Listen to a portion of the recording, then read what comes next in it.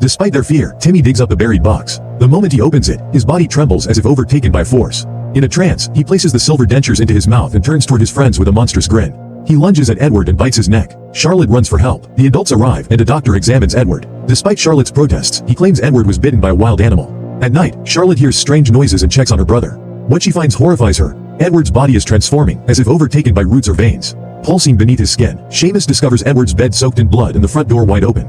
The boy is gone. A search party is assembled, but there's no trace of Edward. Isabel is devastated. Days later, Alfred asks John to investigate, revealing that the village once had a dark conflict with the gypsies. Timmy confesses to Charlotte that he doesn't remember what happened, but fears the curse. He tells her the dentures were forged from the 30 silver coins paid to Judas. He left them buried in holy ground beneath the church, but the curse remains. Suddenly, the maid Anais interrupts, taking Charlotte home. Timmy, still troubled, spots Edward in the distance. Shirtless and pale, Edward vanishes into the woods. Timmy follows, only to be attacked by a beast in the shadows, leaving him bloodied and barely alive. Alfred and John find Timmy's mutilated body in a cabin. John retrieves a torn Bible page from his pocket, the passage about Judas's silver underlined. He declares it a wolf attack, but Alfred, facing a national cholera crisis, closes the case and refuses to pursue it further. John, however, remains determined to uncover the truth. Seamus allows him to examine the estate, and John recommends boarding the windows as a precaution. That night, John too dreams of the scarecrow. In the vision, he unearths Florence's body and sees a woman and child taken away by the scarecrow. He wakes up in terror and recognizes the pair in a photo on his nightstand. He overhears an argument between Seamus and Isabel, who, alongside Charlotte, is breaking under the weight of grief and fear. At breakfast, Charlotte asks if they are all going to die. Her father silences her harshly. John secretly scrapes a dried bloodstain from the door and compares it to his own under a microscope.